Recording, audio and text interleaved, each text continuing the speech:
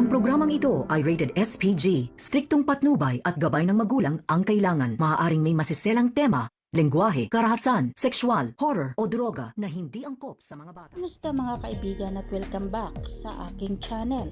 Narito ang aabangan natin sa FJ Batang Quiapo. Tuluyan ngang binaril ni Santino si Tanggol. Kaya naman duguan at unti-unting bumagsak ang katawan ni Tanggol. Nagulat na lang sila Ramon nang makita nila si Tanggol na nakabulagta na. Agad nilang binuhat si Tanggol at mabilis itong ginamot. Habang abala ang mga kaibigan ni Tanggol at Ramon sa paggagamot kay Tanggol. Nasa kwarto naman si Rocky Boy at lihim itong nag-iinsayo at nagplano kung paano tapusin si Tanggol. Sapit ng gabi, tahimik ang paligid habang binabantayan nila Ramon si Tanggol. May napansin si Ramon na kakaiba. Maba si Ramon mula sa kwarto at tiningnan kung sinong kalaban ang nakakapasok. Nagtaka na lang sila Ramon kung bakit nakapasok ang kalaban na wala namang nakaalam sa kanilang kinaroroonan. Nagpapaputok si Ramon bilang babala. Isa-isang sumunod ang mga kaibigan ni Tanggol palabas, ngunit isa-isa rin silang pinatumba ni Rocky Boy hanggang sa wala ng bantay kay Tanggol. Kaya naman agad pumasok si Rocky Boy kung nasaan si Tanggol. Bit-bit niya ang kanyang patalim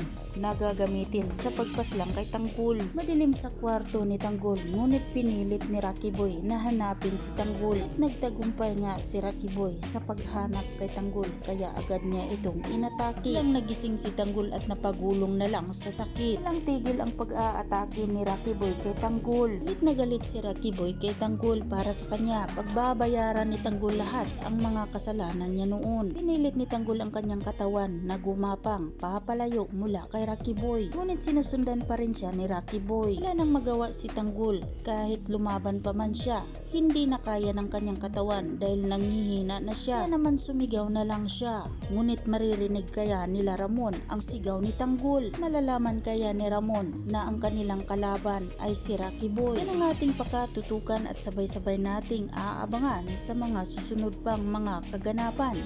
Dito lang sa FJ Batang Quiapo. At huwag po sana ninyong kalimutan na i-like, i-share at pahingi na rin ng isang subscribe. Maraming salamat!